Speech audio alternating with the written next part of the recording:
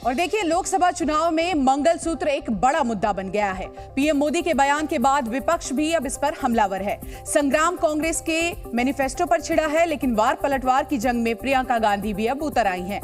मंगलसूत्र पर छिड़ी लड़ाई कैसे हिंदू और मुस्लिम पर आ गई है, इस पर हमारी रिपोर्ट देखिए।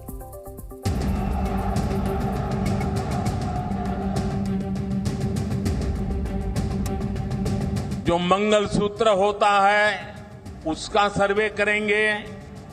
मेरी मां का मंगलसूत्र इस देश को कुर्बान हुआ है। मोदी के मंगलसूत्र वाले बयान पर सियासी महाभारत जारी है।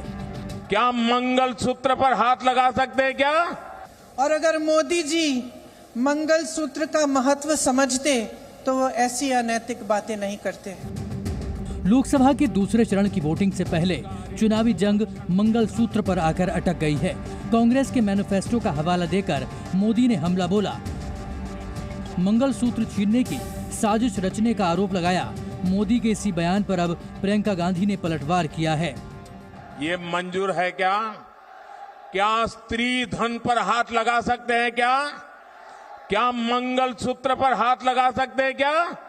ये पंजे की ये ताकत। 70 सालों से ये देश स्वतंत्र है। 55 सालों के लिए कांग्रेस की सरकार रही है। किसी ने आपसे सोना छीना, आपके मंगलसूत्र छीने।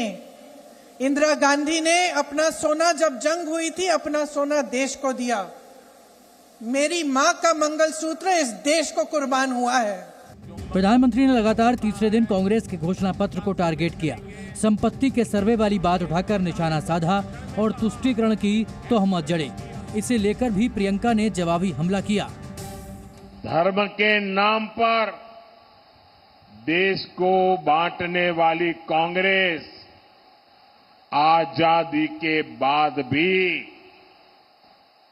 पहले दिन से तुष्टीकरण में लगी हुई थी। तुष्टीकरण, वोट बैंक की राजनीति एक कांग्रेस के डीएनए में है। कितने चुनाव हिंदू मुस्लिम हिंदू मुस्लिम हिंदू मुस्लिम करके आप लड़वाएंगे? आप तय करिए। और आप क्या ये चुनाव महंगाई, बेरोजगारी, शिक्षा, स्वास्थ्य पे नहीं लड़ाना चाहते? आप तय करिए। आपको कैसी राजनीति चाहिए? नैतिक राजनीति कि नाटक की राजनीति? दूसरे चरण का चुनाव प्रचार आखिरी दौर में है, इसलिए मुद्दों को धार देने के साथ ही एक दूसरे पर प्रहार भी तेज किए जा रहे हैं। अलग अलग रणनीति के साथ हर पार्टी अपनी बिसात बिछा रही है। कांग्रेस आपकी संपत्ति छीनकर उनके खास लोगों को बांटने की गहरी साजिश रचकर बैठी है। चुनाव के लिए, वोटों के लिए महिलाओं को ऐसी बातें कर रहे हैं, डरा रहे हैं ताकि डर के वो वोट दें। शर्म आनी चाहिए उनको, शर्म आनी चाहिए। मैनिफेस्टो पर मोदी और बीजेपी की ओर से किए जा रहे हमलों के बाद कांग्रेस उलझन दूर करना चाहती है, इसलिए दिल्ली के जवाहर भवन में सामाजिक न्याय सम्मेलन का आयोजन कर रही है। सम्मेलन में राहुल गांधी, मल्लिकार्जुन खड़गे, सचिन पायलट समेत कांग्रेस के कई सीनियर लीडर शामिल होंगे। माना जा रहा है कि घोषणा पत्र को लेकर उठाए गए सवालों का जवाब यहां से दिया जाएगा।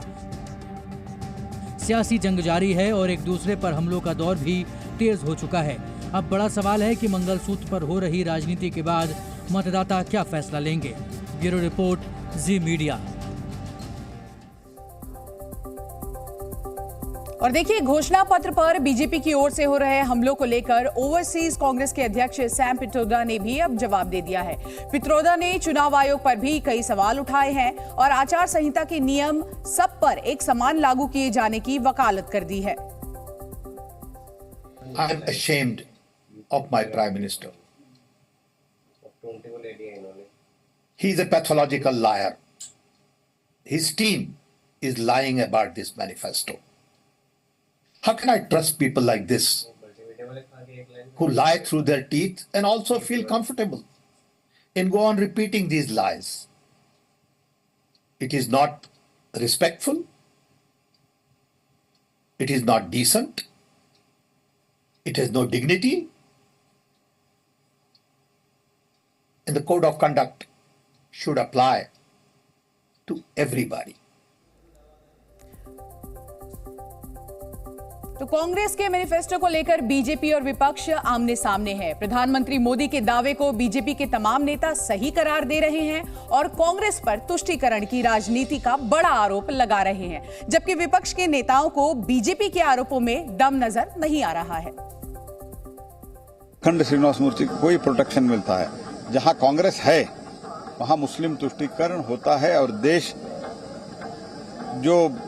में जो एक कम्युनल डिवाइड कर रहे हैं वो कांग्रेस पार्टी कर रहे हैं और अपने वोट बैंक पॉलिटिक्स के लिए देश को डिवाइड करने के लिए भी ये लोग, क्योंकि आप देखे होंगे डीके शिवकुमार ने, डीके सुरेश ने क्या क्या स्टेटमेंट दिया है। आप बेरोजगारी की बात नहीं कर रहे हैं, नौकरियों की बात नहीं कर रहे हैं, महंगाई की बात नहीं कर रहे हैं, आप हिंदू मुस्लिम की बात कर रहे हैं। और 50 साल से ज्यादा अरसे तक कांग्रेस की सरकार रही, उन्होंने कौन से मंगलसूत्र लेके मुसलमानों को दे दी, उन्होंने कौन से हमारे हिंदू भाइयों की प्रॉपर्टी लेके मुसलमानों को दे दी।